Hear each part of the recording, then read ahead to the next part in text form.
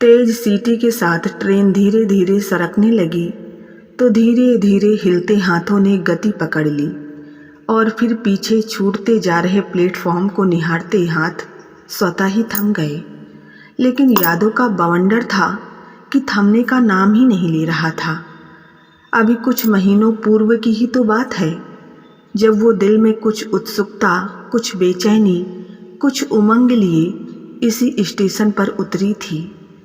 पहली पहली नौकरी जैसे ससुराल में पहला पहला कदम रख रही हो। दिल में उठ रहे मिले जुले भावों ने उसे उलझन में डाल दिया था। वो तो भला हो उसकी सहेली मोहिनी का, जिसने फ़ोन पर ही उसे सीधे घर आने की हिदायत दे डाली थी। मोहिनी रिया के कॉलेज की सहेली थी। किसी कारणवश रिया उसकी शादी में सम्मिलित नहीं हो पाई थी। अब सब शिकायतें दूर कर दूंगी सोचकर रिया ने कमरा मिलने तक मोहिनी के यहाँ रहने का निश्चय किया था। मोहिनी उसे देखकर खुशी से लिपट गई थी। उसका उभरता पेट, भरा भरा बदन देखकर रिया हैरान रह गई थी। What A pleasant surprise! मैं तो तुम्हें 1 से 2 हुआ देखने आई थी, तुम तो 2 से 3 होने जा रही हो। अभी एक सरप्राइज तुम्हें और मिलने वाला है, पर पहले तुम फ्रेश हो लो, मैं चाय बनाती हूँ। ये भी आने वाले हैं। नहाकर रिया बिल्कुल तरोताज़ा महसूस कर रही थी। मोहिनी ने टेबल पर चाय नाश्ता लगा दिया। कार की आवाज़ सुनते ही वो दरवाज़ा खोलने लपकी। इनसे मिलो, दीप, मेरे पति। दीप तुम? मेरा मतलब आप? अपने क्लासमेट दीप को सामने इस रूप में पाकर रिया हैरान थी। है ना सरप्राइज? तुमने बताया क्यों नहीं कि तुम्हारी शादी इस दीप से हो रही है? मैं क्यों बताती? तुम शादी में आती तो पता चल ही जाता। अब झगड़ा बंद, चाय ठंडी हो रही है। दीप के मुस्कुराकर टोकने पर वे शांत हुई। अनौपचारिक वार्तालाप चलता रहा, लेकिन जल्दी ही मोहिनी ने दोनों को झिड़क दिया। ये क्या दीप जी, रिया जी और आप लगा रखा है? ऐसे तो मैं एक दिन में बोर हो जाऊंगी। अरे हम कॉलेज के दोस्त हैं, वैसे ही खुलकर बातें करो ना।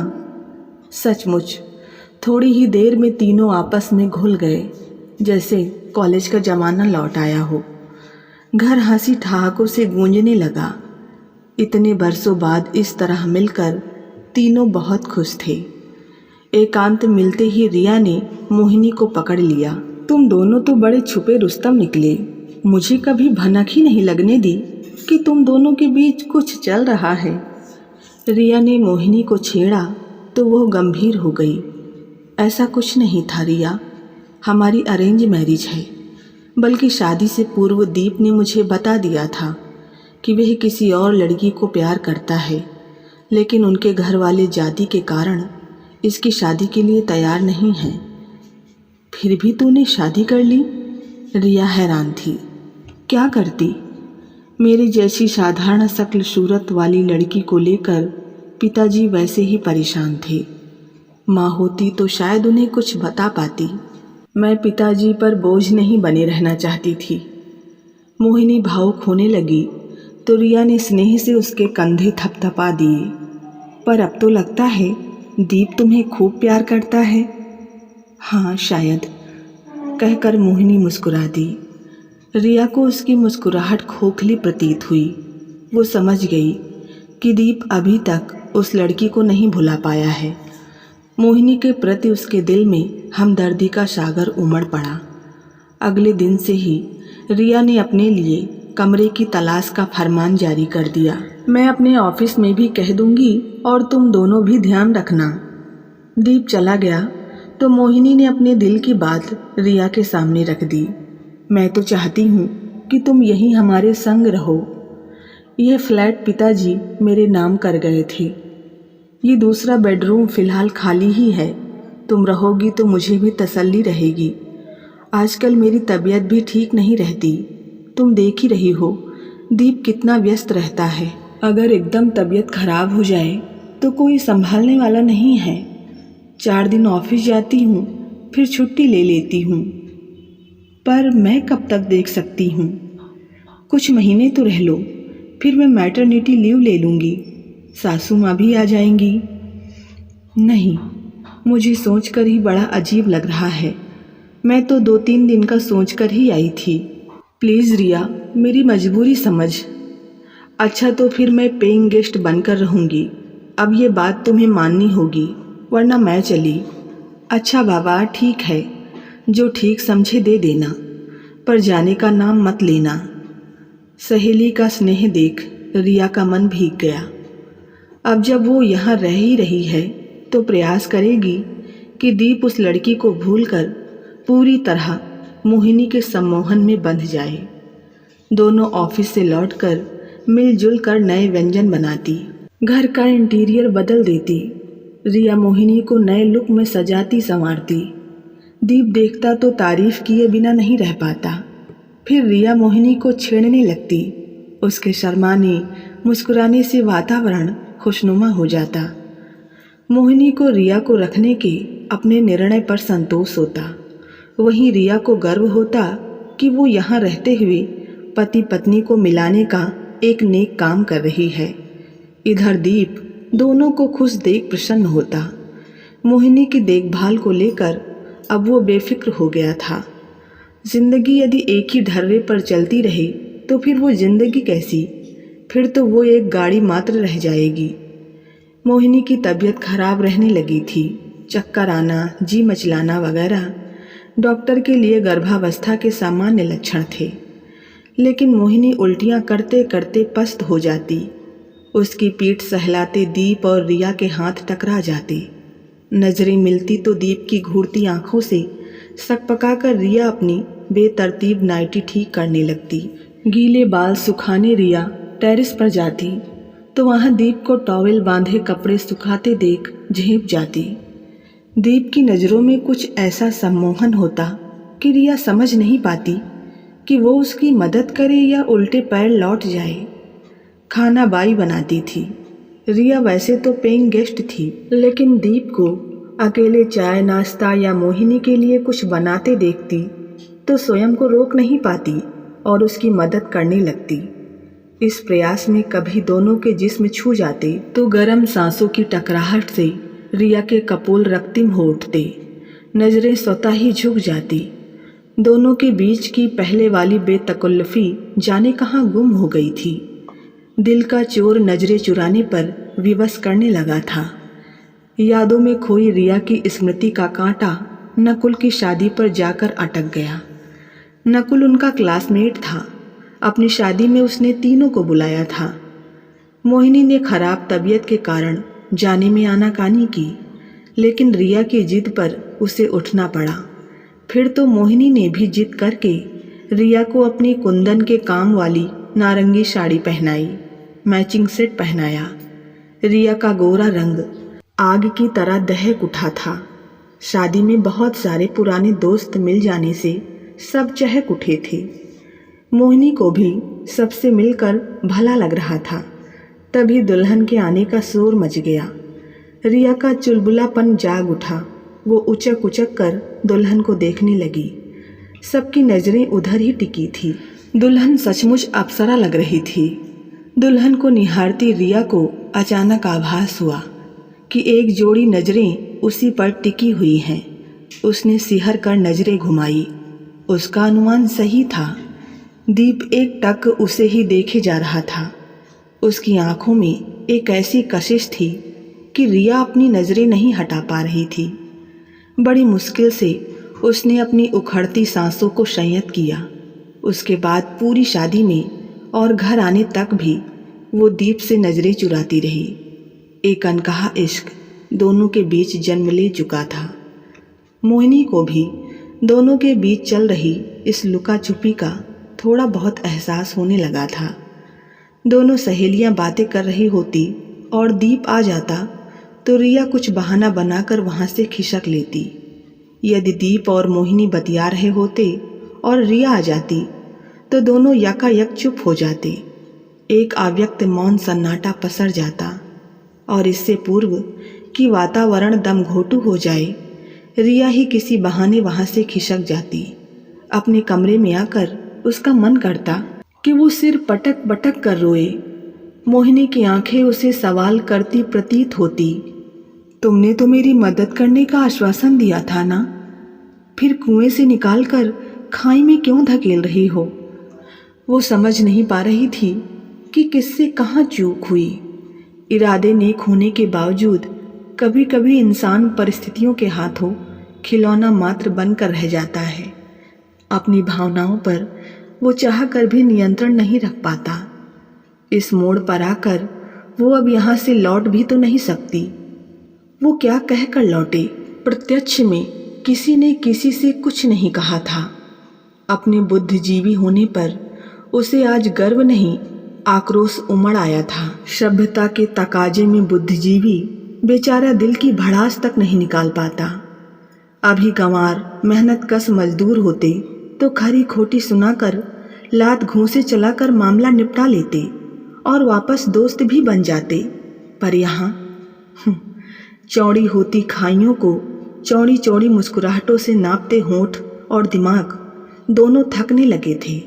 उलझनों का असीमित आसमां उसके सामने पसरा पड़ा था। वो समझ नहीं पा रही थी अपनी बाहों के छोटे से दायरे में इस आसमां को कैसे समेटे। मम्मी पापा का फ़ोन आया था। उन्होंने उसके लिए एक लड़का पसंद किया था। वे चाहते थे कि रिया आ जाए, लड़का लड़की आपस में मिल लें और शादी की बात पक्की कर लें। नई नई नौकरी है, अभी ऑफिस में भी काफ़ी जिम्मेदारियां हैं, छुट्टी नहीं मिल पाएगी, थोड़ा सेट होने दीजिए, अभी मैं इस बारे में सोचना भी नहीं चाहती, कहकर रिया ने उन्हें टाल दिया। अभी वो कुछ भी सोचने समझने और निर्णय लेने की स्थिति में नहीं थी। उसी के कारण मोहिनी और दीप के संबंधों में दरार आई है। दरार पाटने के प्रयास में अनजाने ही उसने दरार को और चौड़ा कर दिया है। यहाँ से जाना तो उसे है ही, पर उनके संबंधों को सामान्य बनाए बिना वो यहाँ से नहीं जा सकती। उसे तीनों के बीच वही दोस्ताना और बेतकल्लुफ़ी जगानी होगी। अनौपचारिक संबंधों की बुनियाद औपचारिक वातावरण में नहीं रखी जा सकती। इसलिए एक खुशनुमा छुट्टी के दिन रिया ने पिकनिक पर चलने का प्रस्ताव रख दिया। थोड़ी आनाकानी के बाद मोहिनी ने हाँ कर दी। दोनों का मूड देख दीप भी खुशी खुशी तैयारी में हाथ बटाने लगा। काले काले बादलों ने आसमां ढक रखा था। ठंडी हवा के झोंके फिजा में मस्ती घोल रहे थे। रास्ते में रिया ने कॉलेज के दोस्तों की मिमिक्री उतारने का सिलसिला शुरू किया तो हंसते हंसते सबके पेट में बल पड़ गए। उसने दीप और मोहिनी को भी नहीं छोड़ा। फिर तो दीप और मोहिनी ने भी उसकी जमकर नकल उतारी। कॉलेज के खुशनुमा मस्ती भरे पल फिर से लौट आए थे। रिया सोच रही थी कि ये पल कितने अमूल्य और सहेजने योग्य हैं। इन पलों की मीठी याद में पूरी जिंदगी गुजारी जा सकती है, मजबूत संबंधों की बुनियाद रखी जा सकती है, और वो नादानी में क्षणिक आकर्षण में बंधकर इन सब से हाथ धो बैठने वाली थी।